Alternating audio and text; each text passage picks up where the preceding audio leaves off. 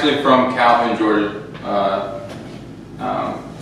I started filming kind of just a way to get out and spend some time with the family. And like Jenny was saying, I went to the Battle of Church, which is kind of right there between Kennesaw and Carsville, and decided to shoot a video. Just came across and it looked like it was something very historic. And I never knew that it was going to blow up the way it has. I think the last time I looked, I'm at like 78 subscribers, over 6,000 views on my channel. So I am getting the attention. But you know, I think the most important thing that I do is try to make connections to people's ancestors, and let them know where they came from and what they're doing during those times. But also shine a light on the path that we had to come through, and you know, and I think a lot of it transpired when I was doing my video over at Alexander Stevenson's house not too long ago, and it was really interesting to be there because Alexander Stevens, you would never thought of it, but he was a very generous man to the servants that he had living on the property. He granted Eliza permission to marry Harry, and also permission to raise 5 children on the same property. They were granted freedom, but they chose to stay and take care of Alexander Stevens up until his passing. And a lot of people don't understand is everybody wants to say that, you know, we were, you know, mean during those times, but Alexander Stevens actually sent one of Eliza and Harry's children to college, and a lot of people may have not even known that. Just like Robert Toombs, he never used the word slave. He always used the word servant. He never wanted to use that word. He was Robert Toombs apparently is a really romantic guy when I went out there, because in his home, he would leave love letters all through the house for his wife to read. And the only reason that Robert Toombs was never able to hold another position in the politics is because he never signed that paper after the Civil War, you know, saying that he was, you know, having truce with the Union now. And the reason why Alexander Stevens was able to become the governor of Georgia up until he died is because he signed that paper. But what you guys are going to see right here, me and my wife has been working on a new trailer for the channel. So we're going to go ahead and watch the trailer, and then I'm going to try to show you guys a little bit of places that I went to and some of the history behind these battlefields. All right, you know.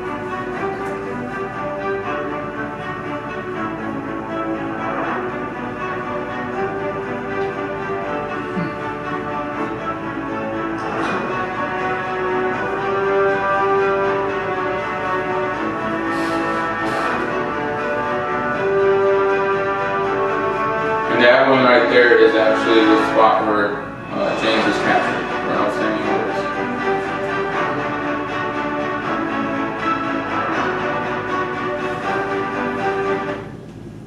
So that's a little bit about it.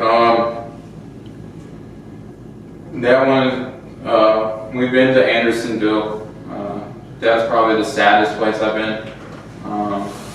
I can still feel the hate. And you can go ahead and do the second slide. The slide or the video? Bill's still on the video. There we go. So right here, as you guys can see, I started YouTube back in August of 2020. So back when I created this PowerPoint, there was 552 views, but now it's recently almost close to 7,000 views. So it's growing. I also have a fan page on Facebook as well as a Twitter account that I post daily information. Bill and Jenny's on my Facebook as well, so they see a lot of information that comes through. I drop trailers of each video before it gets released on YouTube so people can see it on Facebook, kind of get an idea of where I'm going and what I'm about to share with you guys, and just kind of keep everyone engaged, not only just on YouTube but Facebook too, because I know a lot of people may not use YouTube as much as they use Facebook.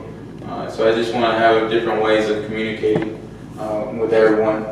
And then on the next one, some of the sites that I've been to, it's the Battle of Gilead Church, been to Kennesaw. I went to a paper mill that was ruined now, which is located in the woods of Marriott, called Soap Creek. It was a paper mill where they were making the cartridges, the paper cartridges for the Confederate soldiers. And then Sherman got reports that they were making Confederate money, and that's what ultimately led to Sherman having it burned down. So he was trying to destroy the revenue of the Confederacy, so they had no more money. Went to Battle of Shiloh. I've been there quite a few times, but I was most recently out there back in May 13th and through the 15th when they were doing the reenactment. So I was able to see how the battle actually took place. Just like in September, I'm going to be going out and filming the reenactment of Tunnel Hill, as well as Hurricane Shoals. Now, I know you guys are going to have another program on October 24th, but unfortunately, I would like to come down and see the program, but I'm actually going to be filming Stones River reenactment that's going to be at the end of October. Because ever since I've done the reenactment of the Battle of Frisaca, I've been connected with some of the reenactors, and they let me know when they send me messages of when reenactments are coming. Like, I know a guy that he's going to be in the reenactment of Hurricane Shoals. He's going to be he's going to be doing the 24th South Carolina Regiment. So I'm super excited to be able to go back out there and see him again. Been to the Battle of Chickamauga. Interesting thing though, I never knew this until I looked more into what Chickamauga really meant. But Chickamauga is actually a Native American language that stands for the River of Death. Chickamauga was right behind Gettysburg in the casualty rate. So you can kind of see how it got its name, unfortunately. But I go to these places and I can just feel like they're there with me.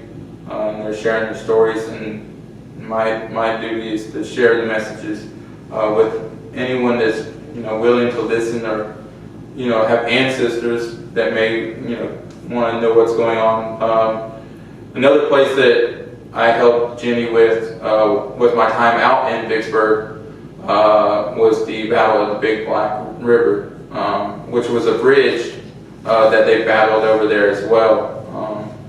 And it was a small battle, so a lot of times the Vicksburg campaign, there were so many different battles. Right before the Vicksburg, they had the Battle of Raymond, the Big Black River Bridge, Champion Hill, and a few others that we were trying to go through. I wasn't able to get on Champion Hill because it's still kind of owned by one of the descendants, but I was able to see like a historical plaque, so that was pretty interesting to go there.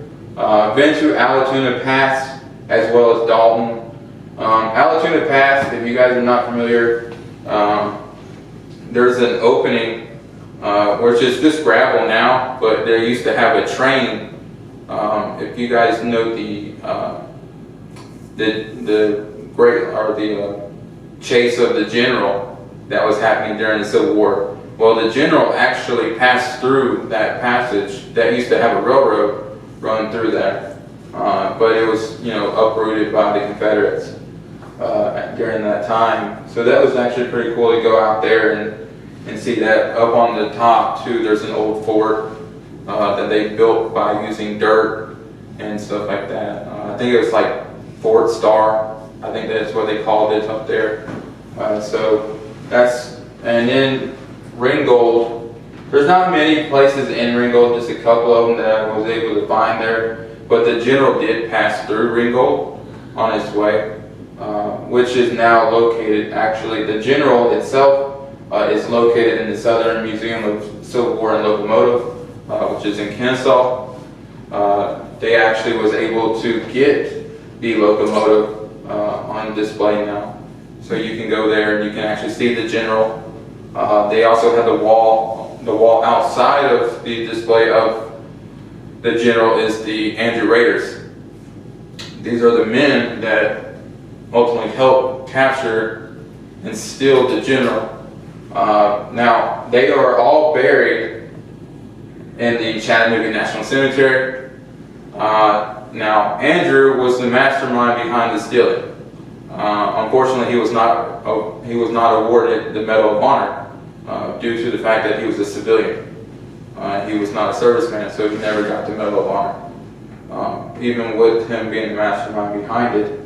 And then, you know, Andersonville was a very sad time that I had to go there and film that spot. Just to know the stories and all the things that they had to go through and endure. I was out there during the rain, as you guys seen in the trailer. Probably would not go out there in the rain again, but it gives you a little bit more sense of what they had to go through, because the weather during those times were very treacherous. Now right here in Denmark, the Presbyterian Church, this is near Tennessee. It's in Tennessee, near, I think it's Savannah, Tennessee. They actually use that church as a prison for Union soldiers. Up in the attic area, there is still graffiti written on the walls of some of the soldiers that was captured or incarcerated in that location. So, let me go ahead to the next one. And then Shelby Springs, I came here and did one on the Shelby Springs Cemetery. I was very excited to come here. Then the Uss Caro, that's a great little story. It was because it was sunk and then was brought back up actually on the same day that it sunk on December 12th, but it was 100 years later, basically. And you can go to Vicksburg. You can't go inside the museum now. They still have the museum closed with the whole COVID. But they have the outside display open where you can see the boat and walk on the boat and kind of get an idea of what it looks like now that it's been, you know, out of the water. Where it was actually sunk is right there near the Assiniboine River and where the Mississippi River meets. So right in that area is where it was torpedoed and sunk. I went to Fort Pulaski. That was a great place. A little interesting fact about Fort Pulaski, the guy that helped engineer that fort was actually Robert E. Lee. So before he became an actual general in the field, he was there helping with some of the forts that was being built, like Fort Pulaski. I think he was also helping with Fort Moultrie and the construction of that as well. And then when I went to Fort Old Jackson, that was actually pretty cool because I actually got to see a cannon being fired off. And a lot of these places, even at Pickett's Mill, I was able to see a cannon being fired. So it's always interesting to see these cannons being fired. I never knew that it took so many steps to actually shoot these cannons off. I think the guy was telling me that it took about 7 steps. About 7 steps as well to load the musket that they had. So you can just imagine how much time that takes to be able to fire each round. And then right here, the Soldiers Rest Cemetery. It's outside of Vicksburg, and it's pretty interesting, this cemetery, because they don't have like the Confederate soldiers just, you know, scattered everywhere. They have them divided by states. So they have them as Alabama, then you have Florida, then you have North Carolina and South Carolina. So they're all buried next to that sign of each state. And there's a couple of 31st that I came across during my time out there in Vicksburg. And then, the Battle of Big Black River was another one that the 31st was in. And right around here, Grand Gulf Military Park is right outside of Port Gibson, where the 31st was at as well, right around Port Gibson. And then I also went to Battle of Raymond, which is another place. And I'll show you guys some pictures as the slideshow goes on. Go ahead to the next slide, please. So right here, the Healing Church, this is where James was captured. This battle took place around June 15th through the 16th, 1864. The leaders at the time was Major General Joseph Hooker, Major General Daniel Butterfield. This is where the Confederates drove the Union forces from the battlefield, inflicting approximately 200 casualties, while suffering only a few themselves. And this battle was actually part of the Marriott operations. So that was a really good place to go, and I never knew that was actually where the 31st was actually captured. But now that I know that, and part of, I guess you could say, the 31st history, it's an honor and it's a blessing that I'm here today speaking on that as well, and being able to see James and all the other 31st that was with him at the time. So it's an honor. Right. And then Battle of Kennesaw. This is during the Atlanta campaign. This is where Joseph B. Johnson battled William T. Sherman on June 27th, 1864. So this battle actually began around 8 in the morning. So they were pretty early beginning. But they also battled at a place called Cobb's Farm, which is on the outside of Kennesaw. So they started really there before they went to Kennesaw Mountain. So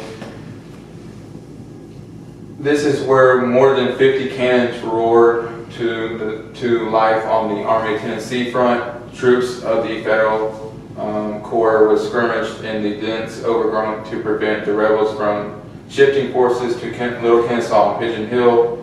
I've been to Little Kennesaw, try to walk up it, it's a pretty treacherous, so I can only imagine how much they had to really do to bring those cannons up that mountain, because it's pretty treacherous, as well as Pigeon Hill.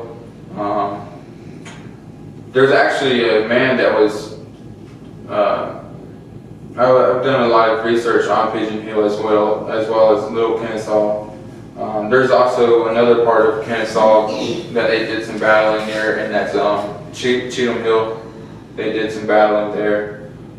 So that's actually my wife's favorite spot, is Kennesaw. She drives me nuts all the time about going to Kennesaw. But going to the next slide. Now this is the paper mill. This is a picture of what it looks like today. And like I was saying earlier, this is where they were manufacturing the cartridge paper for the Confederate guns.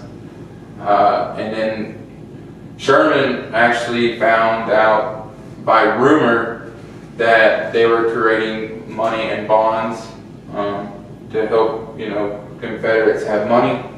And that's what ultimately led to it being burnt during his way to Atlanta. Right. And then this is the Battle of Frisaca, which took place May 13th through the 15th, 1864. That was Joseph B. Johnson as well against William T. Sherman. While all this was taking place on Johnson's right, Swanee's division crossed the Ottawa on the pontoon bridges below the Confederate left. Realizing he hadn't been flanked, Johnson ordered his troops to withdraw on the night of May 15th through the 16th. And then that's what ultimately pushed the Confederates further back to Atlanta area, losing more grounds to William T. Sherman and the Union forces, which is making him one step closer I know it's not like in completely order when I was making this, but basically when they won the Battle of Kennesaw, that was the last mountain to fall before he got to Atlanta. So that's actually pretty cool. I went to Atlanta and seen some things down there. They didn't really have many like houses still up. It was more like just markers. Was able to see the spot where General McPherson was shot and killed actually. And then there was another general that, it's kind of crazy, the second general, he was kind of like, it's like on the side of the highway where he was actually shot. It was fun to go down there. It was a little adventurous. I was nervous at first because, you know, just trying to make it out there and bring a lot of the content, and I'm not real familiar with Atlanta, so like trying to drive around there was a little hard. But I think I accomplished a pretty good amount of information from the Atlanta campaign. I have a video of that as well of my time out there. I think Frisaca, the reenactment of Frisaca was a great adventure for me. Finally being able to see how the battle actually took place. I know when I released that video, it caught a lot of attention. I think in the first 2 days, I was already up to almost 200 views.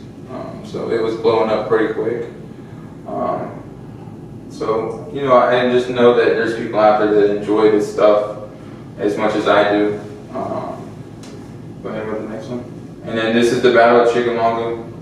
This right here is the Weyler Tower that was named after General Weyler and his men. They were actually the only unit that was actually really able to hold the Union back in their attempts to come forward. All the other ones were actually kind of losing grip with the Confederacy, but these men were actually able to actually hold their own, and that's what led to him actually having a tower named after him. It's a very peaceful place to be. I go there all the time, as much as I can. I just feel at peace there. This was actually a Confederate victory at the end of the summer that had seen disastrous Confederate losses at Gettysburg and Vicksburg. The triumphant of the Army of Tennessee at Chickamauga was a well-timed turnaround for the Confederates, but it came at a great cost. Chickamauga was the second bloodiest battle of the Civil War, ranking only behind Gettysburg, and was by far the deadliest battle in the Western Theater. So it did come with a heavy cost. This was actually, the Confederates was led by Bragg and William S. Rosecrans for the Union. Now these two did meet up again at the Battle of Stones River. At this time, Braxton Bragg lost that battle to Rosecrans. The Battle of Stones River was a Union victory. Go ahead. And then this was Dalton. Dalton was the winter camp of General Joseph E. Johnston's Army of Tennessee in 1863. The place where the second main army of the Confederacy had its morale restored to health after the disaster at Chattanooga under General Braxton Bragg. Dalton was only the Confederate headquarters when U.S. General W.T. Sherman opened the Atlanta campaign in May 1864 with the battles near Rocky Face Ridge, including the Battle of Rocky Face Ridge, Buzzard's Roost, or Mill Creek Gap and Dug Gap. So those are actually pretty cool. Now I did read something about Rocky Face Ridge. They are trying to preserve that land a little bit and kind of open it up where you can start touring it and kind of see a little bit more of the Civil War history. Not sure exactly when it's going to open up again, or open up, but when it does, I'm pretty sure me and my wife would love to go out there and see it because we like the hype, not only the film and stuff like that, but we also kind of like to climb mountains. And it'll be a lot different than just doing Kennesaw Mountain over and over again. But you know, it's always fun to go out to Kennesaw. it's, you know, getting to be able to climb up there and see the view from the top, and see those you know, you can see those other cities at the top of Kennesaw. I think it's like Stone Mountain and a few other ones. It's actually really neat to be able to be that high up and to be able to see other things.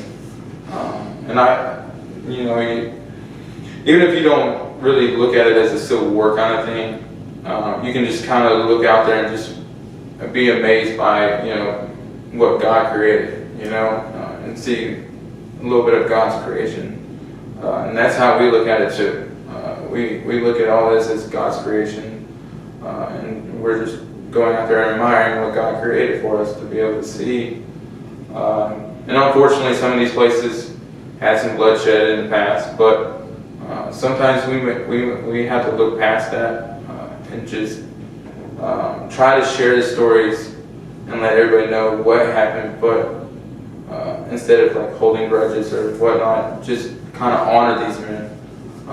I know it was a tough time during the Civil War, and there's a lot of things that has been controversial with the Civil War, but in my eyes, I do think that these men should still be honored, just like any other fallen hero. Because for you to just have to be told that you have to go to battle, you don't know where you're going, you don't know how long you're going to be gone, and then have to leave your wife and kids behind if you have them, it's a hard decision. And a lot of these men didn't even know what they were fighting for. They didn't know what was going on, or if I should join the South or the North, or do I believe the South or do I believe the North. It was just a whole bunch of mess, and a lot of innocent lives had to die for it. I think the total casualty that I've seen for the Civil War in those 4 years was right around 620,000 Americans were lost during that 4-year time frame. So I get a little, you know, I get a little agitated when people try to put these men down, because I respect them as much as I respect any other soldier that's fought for my freedom, because I have the freedom to be able to come out here and speak in front of all these wonderful people, or even share these wonderful stories, because of the sacrifices that was made. So I have to honor them as much as anything. And that's why I look at all these things and do these things, because I want people to know. Like Jimmy's great-grandfather, you know, I don't even really know the man, but he seemed like a wonderful guy. He was just probably stuck in a rough time and was forced to maybe go. You know, and a lot of these men too, what they had to go through during these prisons and these camps is unfair, you know. And I mean, I know that there was a lot of other things that was going on, but could you just imagine being starved and, you know, for 3-4 months? You know, like Andersonville, they were having all kinds of issues. I was reading, not only were they having the starvation issue, but a lot of them were getting like lice and all these other kind of bugs. And the water that they were drinking was actually like bath water that was coming from the Confederacy. So you can just kind of imagine the horrors that could come through this place.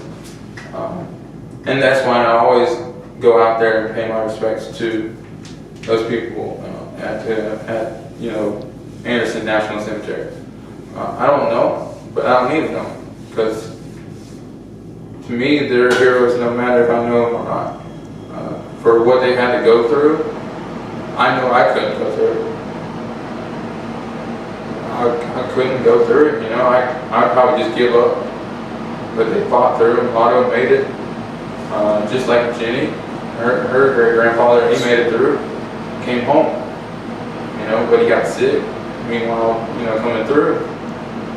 But at least he made it through. A lot of men never got that chance to make it through. But that's why I do these stories and I share these videos. I just want everybody to know each side of the Civil War. And it's not just a one-side story. Because there's all kinds of stories with different angles that we can look at it. Like right here at Altoona Pass.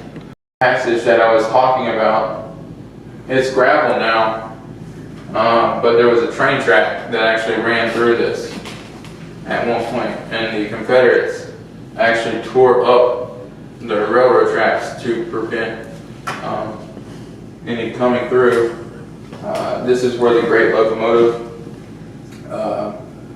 there was 5,301 men that was engaged here. 30% of them was lost. 30% lost their lives in only a 5-hour battle. This battle took 5 hours, and it was finally over. So that's just crazy to have that big of a percentage in a 5-hour battle. But it's really peaceful to walk there too.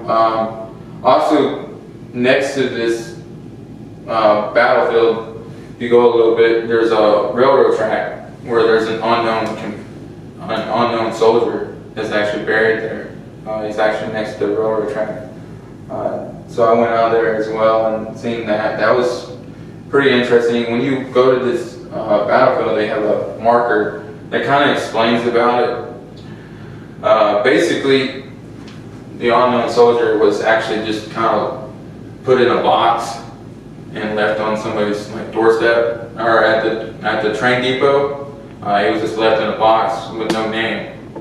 And basically, the people that's been taking care of this soldier and gave him the proper burial was actually people that owned the railroad track. And those are the ones that's been taking care of the grave and everything else. So nobody really knows if he has family or not. He was just kind of put in a box and said unknown. So it's kind of sad to know those kind of stories. But I think that's kind of why we have dog tags today, to help us be able to identify our fallen heroes. And I think that would have made it a lot easier if we had that stuff back in the Civil War. But I know that, in 1861, in those times, we weren't thinking like that, like we do today. And there was a lot of different things that was just kind of going on that we just didn't really know how to really react to. There's so many different events going on. Then you got Civil War going on, and then after the Civil War, you had Abraham Lincoln assassinated. So there's all these different things that's going on. And I found something out about General Longstreet with my time at the Robert Toombs house, because I mentioned him at the Robert Toombs, and it's kind of funny that he graduated at West Point with General Grant, and after the war he helped Grant be elected president. But not only that, but Grant made General Longstreet his best man at his wedding. So it just kind of shows you that after this war, a lot of these men just kind of, grew with each other and became best friends. William T. Sherman and Joseph E. Johnson were good friends after the war. So I think it was just more of a battle because the people had different opinions, and that's what kind of led to it, and what led to us being divided. And then right here, the Silverdale Confederate Cemetery. This is actually in Chattanooga. This is the final resting place for Southern soldiers who died at hospitals. And this actually was established, this cemetery was established by General Braxton Bragg near Chattanooga in 1862. So Braxton Bragg is the one that helped start this cemetery. So that's actually, and then this is Ringgold Gap. Craven, he's pretty familiar all around. Down in Jonesboro, they have a Confederate cemetery, actually named after him as well.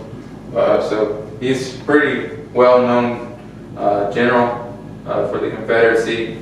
This battle actually lasted about 5 hours of heavy fighting, and it was nearing the end of ammunition. Craven was ordered to fall back to protect the departing supply trains, leaving skirmishers in his front, and he pulled back and burned the railroad bridge on east side of the ridge after the trains had safely crossed. Having taken many casualties, yet letting Claiborne slip away, Hooker was ordered to fall back to Chattanooga because of Claiborne's tough defense at Ringgold Gap, and the retreating Confederate army survived to fight on another 9 months in North Georgia hills. So, as you can see, they played a lot of like war battles with the railroad tracks. So I guess, you know, whichever one that the Union was at, they would destroy it after they got done using it, and same with the Confederacy. Now Sherman Reservation, this is in Chattanooga as well. This is about 50 acres. This is the largest of the reservation of Missionary Ridge. Preserves the area where General William T. Sherman's troops assaulted the Confederate defenses on Tunnel Hill. General Patrick Claiborne successfully fended off Sherman's men, but was eventually forced to retreat as the rest of the Confederate army retreated eastward off of Missionary Ridge. So that was actually a pretty cool place to be. Now there's other reservations in Chattanooga that kind of talks more about Missionary Ridge. I think the next one, this one is Craven's house. This is located at the top of Lookout Mountain. After the Battle of Chickamauga, September 19th through the 20th, 1863, Confederate troops occupied Lookout Mountain by securing Lookout Mountain Missionary Ridge and the valley between. The Confederates held the Federals in Chattanooga. The Confederate forces built defenses that passed through Craven's land, making the White House a target for the Federal artillery on Moccasin Bend. Although the house was struck 6 times, the family remained until mid-November. On November 24th, 1863, General Joseph Hooker and his Union troops attacked Lookout Mountain, and the Confederates made a stubborn resistance at the house but retreated by mid-afternoon. Once in the possession of the Union troops, Craven's house became the headquarters for General W.C. Whittaker's command. So that house has been through a lot. It's really beautiful up there too. I like the view from the top. I've been to Moccasin Bend too. That's a great place as well. Point Park is a good place. Point Park is a 10-acre memorial park that overlooks the Lookout Mountain battlefield in the center, in the city of Chattanooga. There is a paved walking path around the park that takes visitors by several historical tablets and monuments, Confederate artillery position, and scenic overlook. And I think right here, this one is actually one of the Alabama artillery that was actually stationed up there. There was, I think, 2 Alabama and 1 Georgia artillery up there. So that's actually a really cool. I was actually able to look over at that spot, and it was a very beautiful view down. Bragg. Sorry. This Oh. one? Oh, okay. I went to. All right, so this is Bragg Reservation on the South Crest Road. This reservation was actually named after Braxton Bragg. This is another one of those spots that kind of connects you a little bit more of the Battle of Missionary Ridge. And right there is a big this monument right here is actually the monument of Illinois, because they battled a lot in different, I think they were in majority of the battles, the Illinois regiments. I know that there were a lot of them out there in Chickamauga, as well as in Chattanooga. And then the next one is in, Yeah, I went to one. There. No, thank you. Okay. next one. Got that. So this is Fort Negley, and this is actually a fortification that was built by Union troops once the city of Nashville, Tennessee was actually captured during the American Civil War. So I was able to go there. That was actually a very beautiful sight. Now when you get to the very top of this fort, you can actually see downtown Nashville. I was actually, from the top of this place, or at the top of this fort, I was able to actually see the Nissan Stadium of the Tennessee Titans. as well as the Nashville Predators arena. So that was actually pretty cool. And then the next one, this is the Battle of Cobb's Farm, what I was stating earlier. It was on June 22nd. This is where Johnston countered by moving John B. Hood. So this is where Johnston was working with Hood in their attempts of trying to push the Union back. As you can see, it didn't work because it kind of led up to the Battle of Kennesaw. And then ultimately, once Kennesaw was captured by the Union Army, that's when they had basically an open road all the way to Atlanta. And then Atlanta eventually fell to William T. Sherman. And then the next slide. Now, this is a great place, the Marriott National Cemetery. Now, there is a lot of very well-known people buried here. There is a lady that's buried out there too. She was a nurse, an African-American lady. I can't remember her name right off the top of my head, but she was a nurse, and she worked in the Marriott Kennesaw house, and she was eventually freed, but decided to stay and continue being a nurse, and she ultimately actually passed away 1 year before the end of the Civil War, so she never got to really see the end of it, but she ended up passing away from an illness. I wasn't really sure what her illness was, but also the guy that is also buried here is Henry Cole. Now, if you guys are ever able to go to Marriott National Cemetery, the Marriott National Cemetery is a place where if the Confederates was to have won the Civil War, that was actually the spot where they were going to have the Confederate capital. If the Confederacy would have won the Civil War, where Marriott National Cemetery stands today would have been the capital of the Confederate States of America. But as you can see, never turned out that way because of Gettysburg. I think Gettysburg was, the final straw that kind of put the Confederates out of position to win the war, as well as the fall at Vicksburg. But Henry Cole, he stayed in a house right across the street from it, and it's a greenhouse. Now, this was the only house that was left once Sherman was done in Marion, when he set everything on fire. The only reason that this house was never caught on fire or burned is because he was actually a Union spy. In that house today, there is still tunnels attached to the house. There's tunnels, a lot of hidden tunnels throughout the city of Marietta that was used. So I guess my wife wants me to try to find some of them, and maybe we can try to see if they still can be walked through and see what we can see. So maybe we'll do that as well. But I love going out here and paying respects to these fallen heroes. There's even some of the people that I've seen here that was from the War of 1812, the American Revolution. So all kinds of just heroes that are honored here. Now, if you guys are always, and I found something that was really interesting about national cemeteries.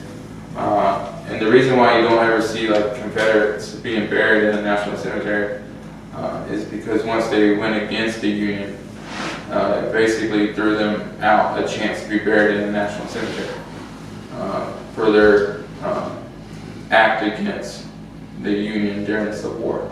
And that's why they're not allowed to be buried in a national cemetery. So I thought that was kind of like interesting, but kind of like, well, that's crazy, because I think they should be honored just as much.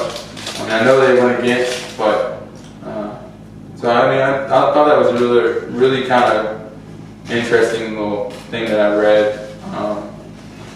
And then in the next one, This is the Battle of Shiloh. I went there. I'm going to go back and refilm because there's a few things I ended up missing. Because they have an old church that you can walk in and kind of see.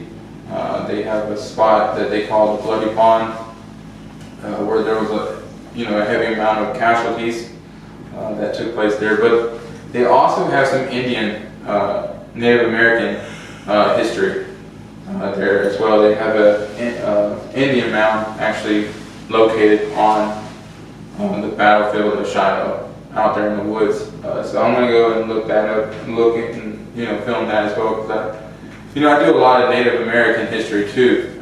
So I like to be able to not only do the history of the Civil War, but also follow the Trail of Tears, because I want to know not only where the Civil War was, but what was going on with the Native Americans, and I've done a lot of them as well. I've actually had somebody that was a descendant of Nancy Ward.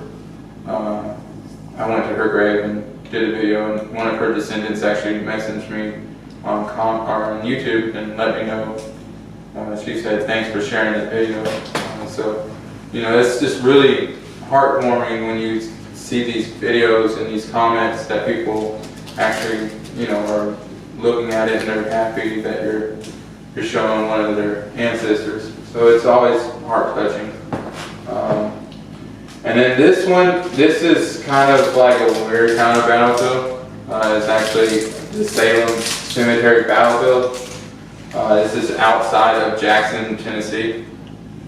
This is a battle that took place nearby on, it was like December 19th, 1862. This was a battle between Lieutenant General Nathan B. Forrest, him and his cavalry against Union troops. Approximately 1,000 men were engaged in what was a two-hour battle. So this is where, so kind of like a small battle. I guess they probably just crossed paths and realized that they were against each other. That's the only thing I can think of, because for just since there wasn't that much history on it, it must have just been like one of those things that they crossed paths. This is another pretty interesting one, Benton Lane. This is actually right down the road. Actually, this is in Jackson too, so that Presbyterian Church is in Jackson as well. And this is actually right down the road from the Presbyterian Church. On September 1st, 1862, the Confederate Colonel William H. Jackson's 7th Tennessee Cavalry 4th Brigade attacked the 20th and 30th U.S. Infantry, Cavalry, and Artillery under the command of Colonel Dennis near Jackson, Tennessee. The Battle of Benton Lane resulted in the capture of a large Union wagon, train, 2 pieces of artillery, and 213 prisoners. Monuments mark the site along with a massive grave of Confederates killed in the action. And there's actually a cabin too that was here as well, that was used for Federal and Confederate soldiers that was injured. 87 Union soldiers were imprisoned in the Denmark Presbyterian Church near Benton Lane battlefield. This structure still contains graffiti left by the Union prisoners.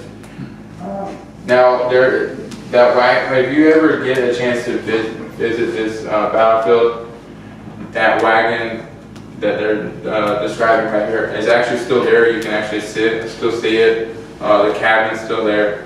You can actually look inside and kind of see like the beds that they had during that time. So it's pretty interesting little place.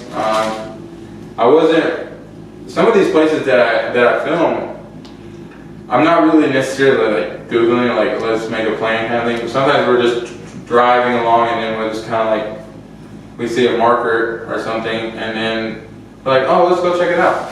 And then we just start filming. And then sometimes we just make trips, like Vicksburg, that was a trip that was planned. That was right around Memorial Day that we went out there. And it was very great to be out there. Vicksburg. I was even at the courthouse in Vicksburg. That's in the museum now, where Jefferson Davis actually started his political career. So that was actually pretty cool. Got to walk into the actual courthouse and actually kind of stand up there and kind of be like a judge there for a second. I wish I had gravel, but on the next line. And then this kind of gives you a little bit more of the landing campaign. So they started up here in Chattanooga, and then just kind of traveled through. And then when you get to right here where Dallas is, this is where Pickens Mill and New Hope was. Those were the battlefields. Well, little did Sherman know that the Confederates were ready for his attack.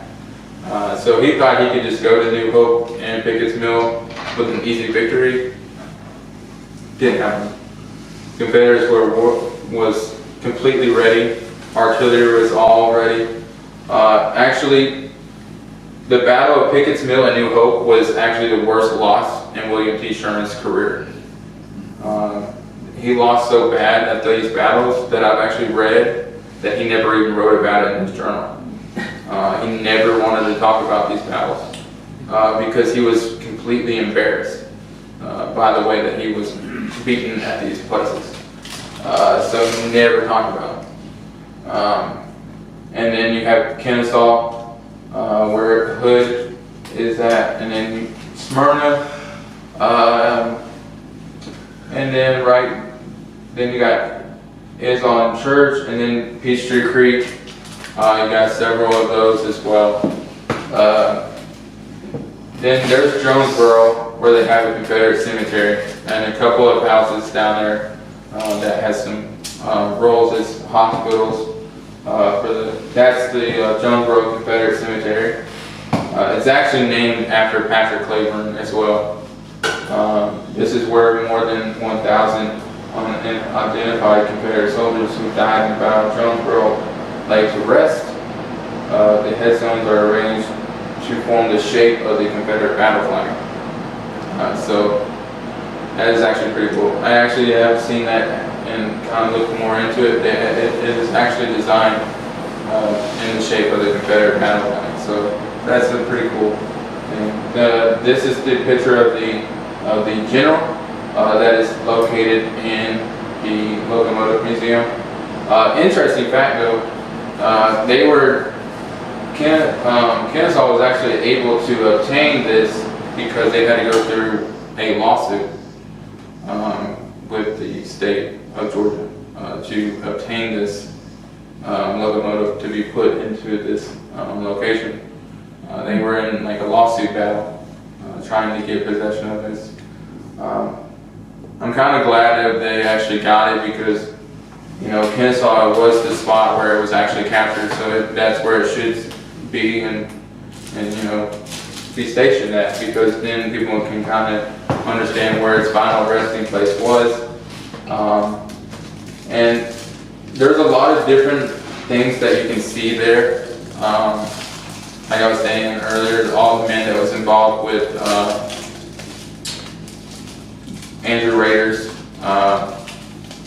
And then it talks a little bit about the history of the locomotive chase and just kind of give you more history about it. They also have like artifacts and stuff like that from the railroad tracks back then. So it's a really nice museum.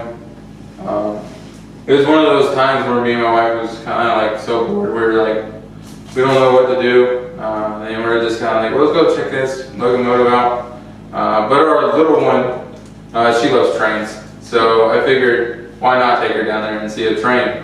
And she fell in love with the train. She was all excited about seeing the big train. She wanted pictures in front of the big train and stuff. Where is this? This is actually in Kennesaw. This is Chattanooga National Cemetery. So right here, this is a monument that was created for Andrew and his raiders.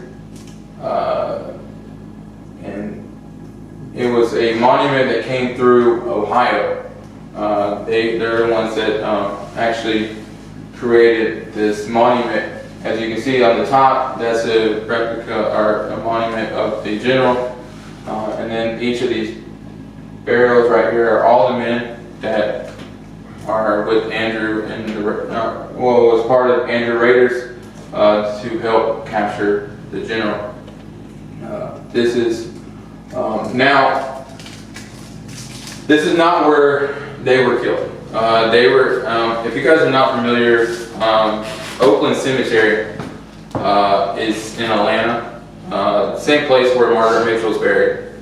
Well, there's a marker out there in Oakland Cemetery that talks about these men and how they were hung.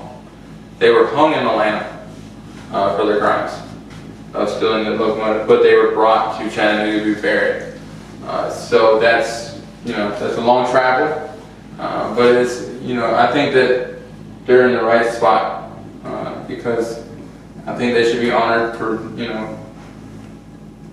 heroic thing, because I know I couldn't capture it in any turn.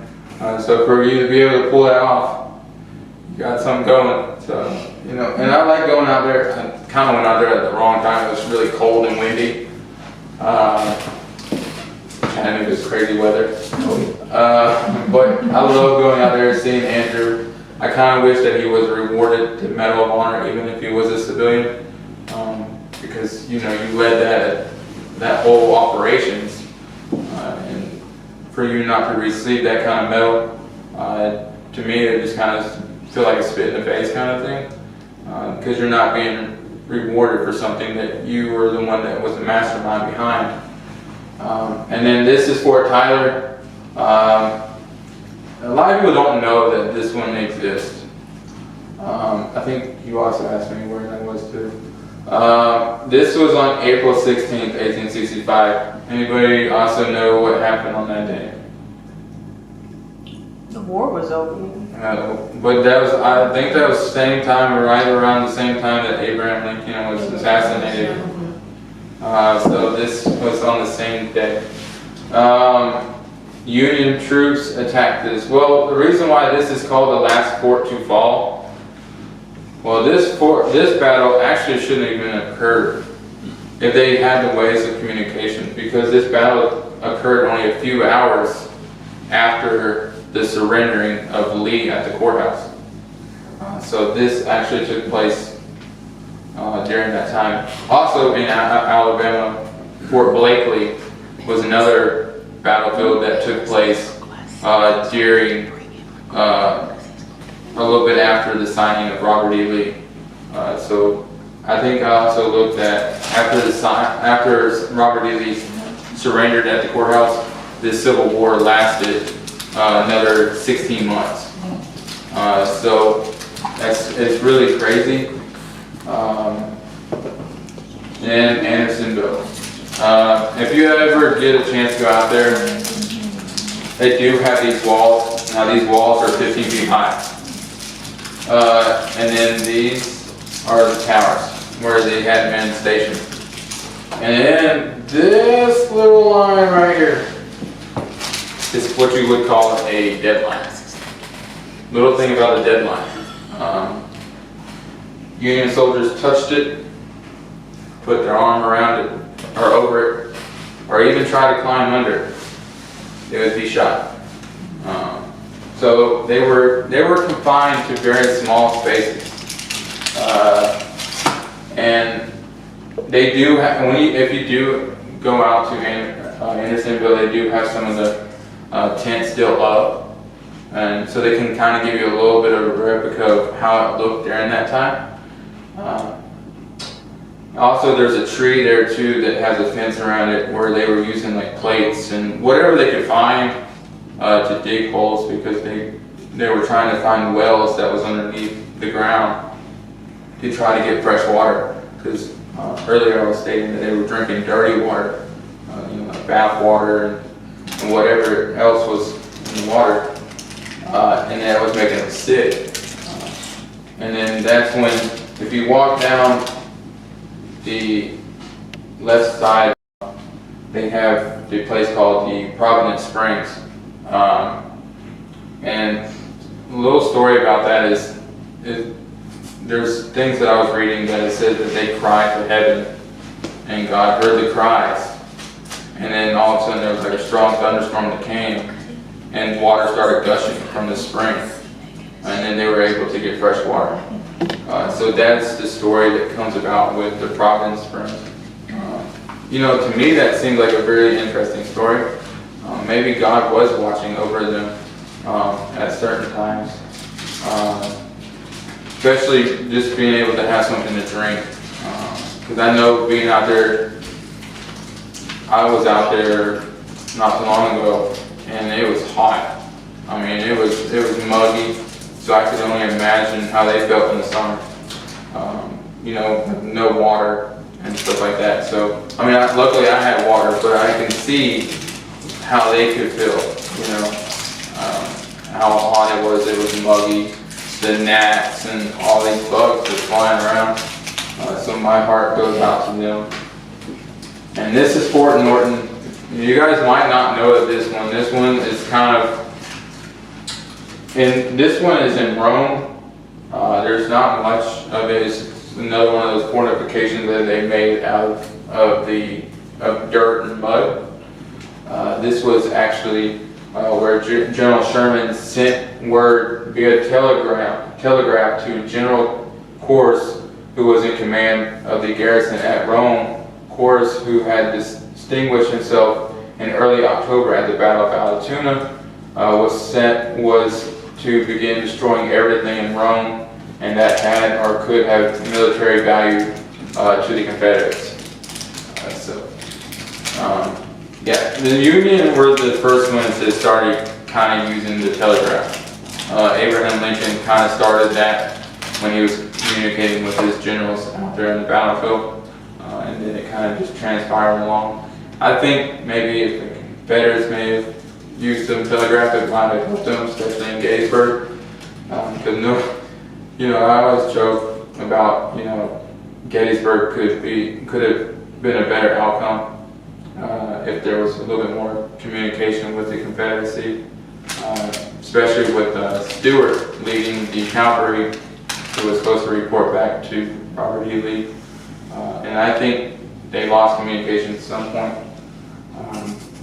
And he didn't return back to the camp until like the third day of Gettysburg.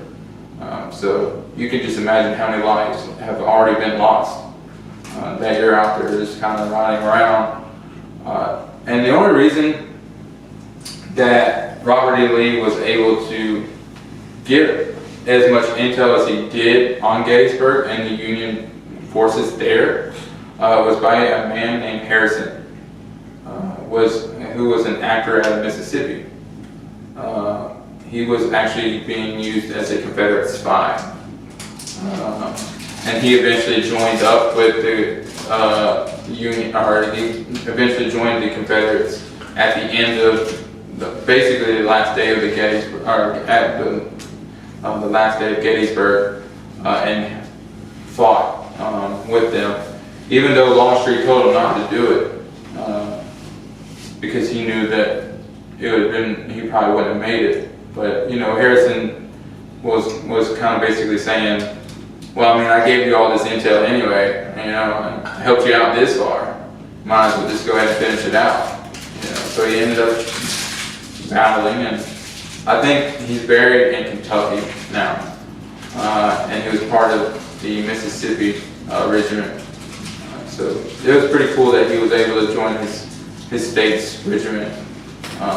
Being an actor, and then you had no obligation to this war, but you're helping the Confederates. I think that's what really helped Robert E. Lee with no communication with Stewart and just kind of working off of an actor. I think it kind of helped not as much casualties, but also kind of know the position of the Union Army out there in Gettysburg. This is Fort Morgan. I went out there. That was a very beautiful place. Loved going out to Fort Morgan. This was actually seized by troops of the state of Alabama on January 4th, 1861, and turned over to the Confederate Army in March of 1861.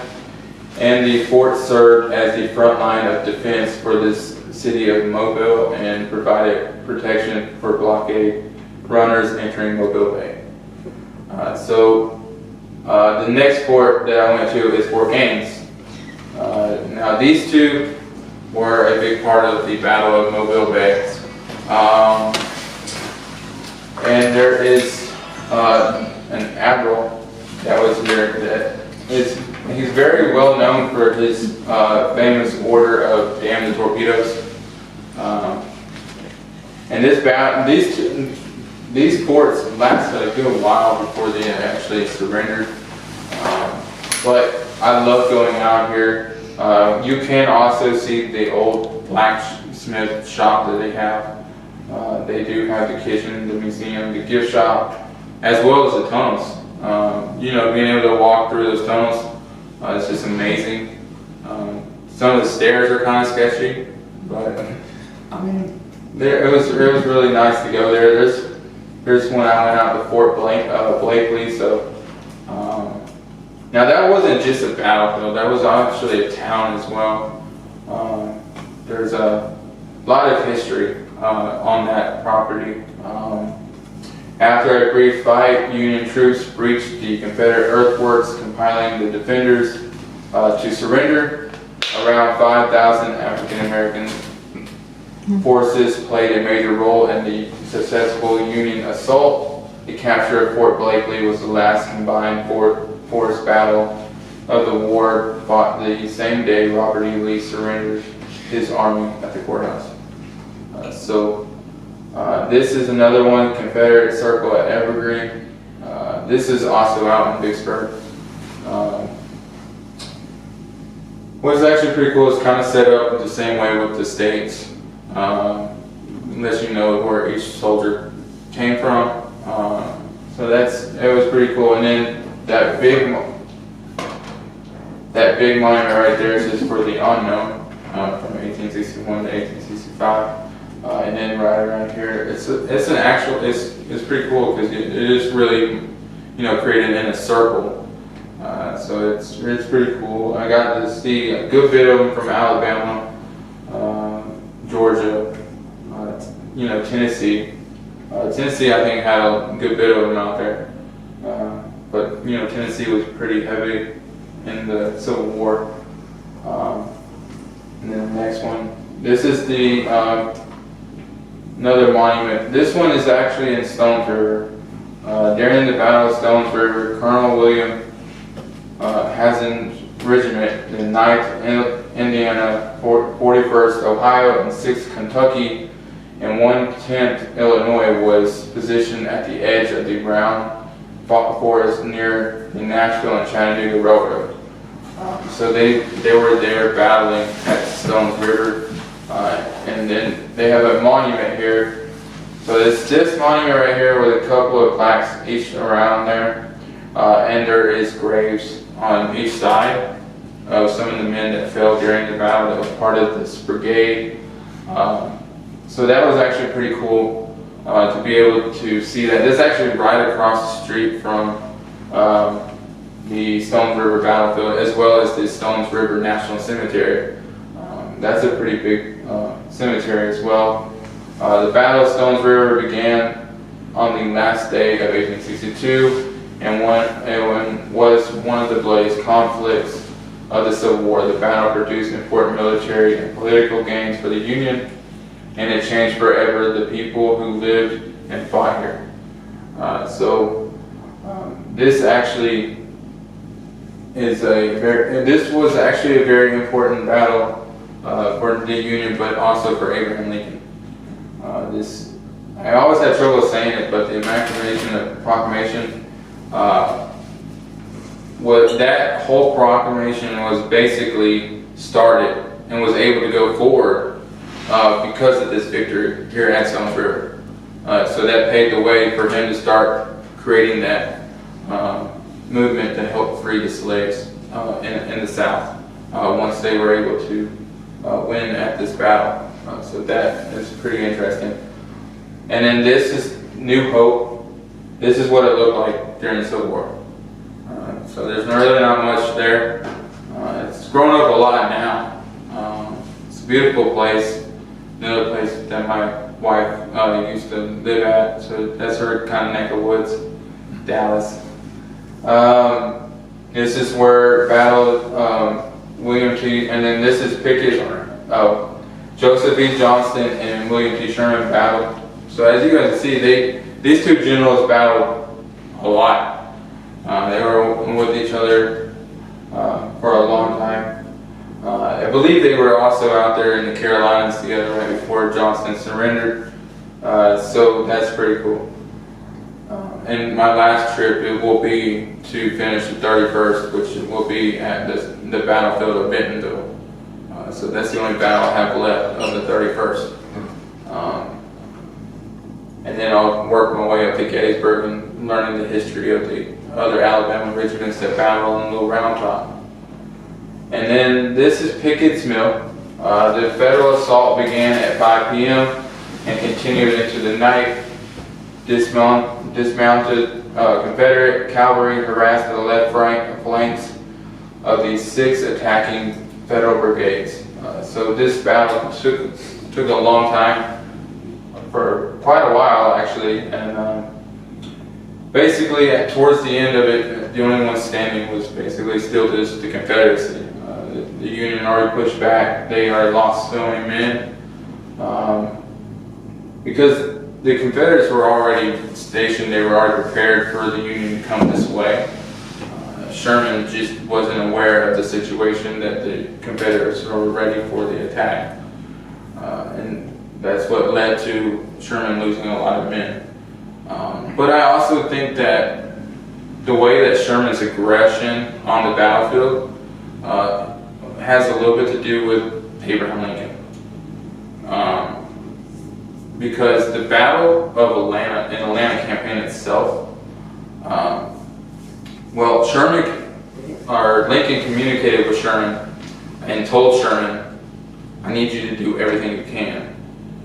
Take any means necessary, basically, to capture Atlanta and burn it. Because after he was successful in capturing and burning Atlanta, that was when Abraham Lincoln was able to be reelected as president again. So it's more of a political thing, I think, for the Atlanta campaign at that time.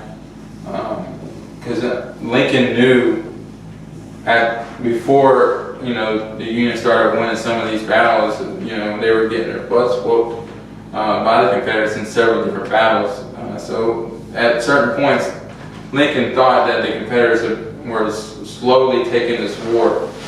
So he needed to do what he had to do to ensure that the Union could win some major battles.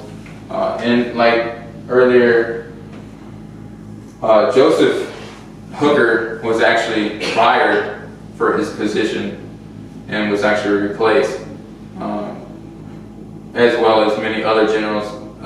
It seemed like Abraham Lincoln loved to fire and hire new generals if they lost 1 or 2 battles. As you can see, Confederates, they kind of stuck with their generals all the way through. I think Bragg was a great general. I think Robert E. Lee was a great general. I think they all were great. I just think that I don't think that so many lives had to be taken. I think the war could have ended sooner than what it had to. But I know that there's things that happen for a reason, and it's an unfortunate thing. But I think all these men deserve to be respected every day, just like any other fallen hero. And when I went out to Shelby Springs out here, it was a great place. I felt like I could feel like a presence with me. And I feel that a lot when I go to the cemetery, especially with the Confederacy, Party, Union. I feel like I have a presence with me, and that's guiding me and leading me to different places.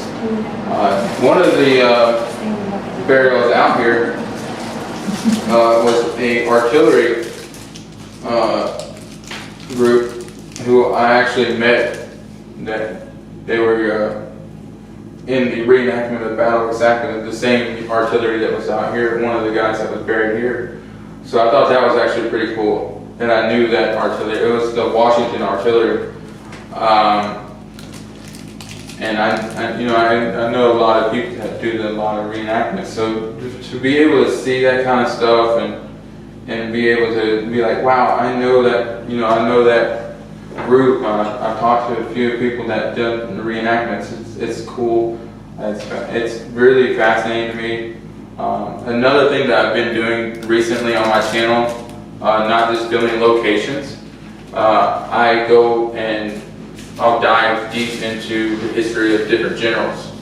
Most recently I've done Stonewall Jackson, and I've done Robert E. Lee as well, and Jeff Stewart. So, all these men, I believe, have a voice. I've done one on Abraham Lincoln too, leading up to his assassination. I guess I'm just mostly teaching it as like a history lesson. I'm just trying to share all the information that I can, and information that maybe some people may have not known about, because sometimes it's just hard to figure out everything that goes on. Like right here in Vicksburg. Now this monument is the Illinois monument. Absolutely beautiful. You can actually go inside, and it's all the people that served or was from Illinois, and you can walk inside, and it has like all kinds of names on the walls and on the or that was on the ceiling, and then on the walls it has like the list of the regiments and all the men that served in those regiments that came out of Illinois. And then in the middle it has the Illinois seal. So that's a really fascinating place to be. This was actually a Union battle, or a Union victory after a 47-day siege. So it lasted quite a long time before General Hamilton, right here. So yeah, General Hamilton and General Grant, they met under this tree. This is kind of what it looks like today. This is where they met, and they talked about surrendering on July 4th, 1863. So that's what ultimately ended the Battle of Vicksburg. But at the same time, they surrendered here. The South already lost in Gettysburg. So those are two big blows into the Confederate Army. And then the next one, this is the Vicksburg Campaign of Mississippi. So this kind of gives you an idea of the lengthy campaign of Vicksburg. And as you can see, 31st, so they started right there, and then it kind of just went around. There's the Battle of Jackson. And then, like down the Battle of Big Black River, that was May 18th. One right before the major Battle of Vicksburg started on May 18th. So, and went until July 4th. That's a long time that they were out there battling. But before they even got here, they were battling all over. But they also battled here as well, Chickamauga Bayou. It doesn't state it right there. There was a little battle, little skirmish. It didn't really last long because it's kind of like in a swampy area. But there was a battle there. So it was pretty cool to be able to kind of travel through some of the campaign. Wasn't able to really get on Champion Hill because of the guy that still owns the property. Which is, I understand. The whole respectful thing. Maybe I can contact him, maybe we can work something out, and I can bring that video to you guys. Then Battle of Raymond, that was a neat little place. Little different because it was just kind of like an open field. There wasn't really anything there, just a whole bunch of cannons lined up. But it was still a piece of history. it was interesting. And then Battle of Jackson. So that is, and then Battle of Fort Gibson. So that would start their movement up towards the city of Vicksburg. So that's really cool. And then these are the commanders that was involved during Vicksburg. Up here on the top was your Confederate, and on the bottom is your Union generals. So that's, and then this is the picture of the USS Caro that was being brought back up from the water after it was torpedoed in December 12th, and I think it was 1864 that it was torpedoed or brought up from the water. And then this is a picture of the battlefield arena. And that's exactly how it looks out there today. There's a whole bunch of cannons lined up to an open field. Which one? That's where I went to go. Oh. Okay, you can go to the next one. Now this is Fort Pulaski. Now, these little holes that you see are still there today. They're just actual cannonball damages that are left. You can even see them at the top. Where's Fort Pulaski? Is that Tennessee or is that? No, that is right before you get into Tybee Island in Savannah. Okay. Yeah. And the next one as well is in Savannah, Fort Old Jackson. And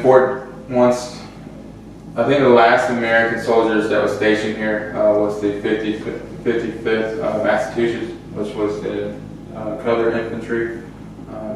I'm actually working on a video of the 54th Massachusetts because I actually seen one of the soldiers from that unit that's buried out there in Andersonville, so that's really neat. This is, I'm sorry. Now, this became the headquarters of Confederates after the fall of Fort Pulaski. So once Fort Pulaski fell, Fort Old Jackson was going to be the new headquarters. Now, Fort Old Jackson was a really cool place because that's where I seen that cannon being shot off into the distance. He actually shot it. There's a window right over here that he shot the cannon through. So that was actually pretty cool. He was dressed up in his little Confederate uniform.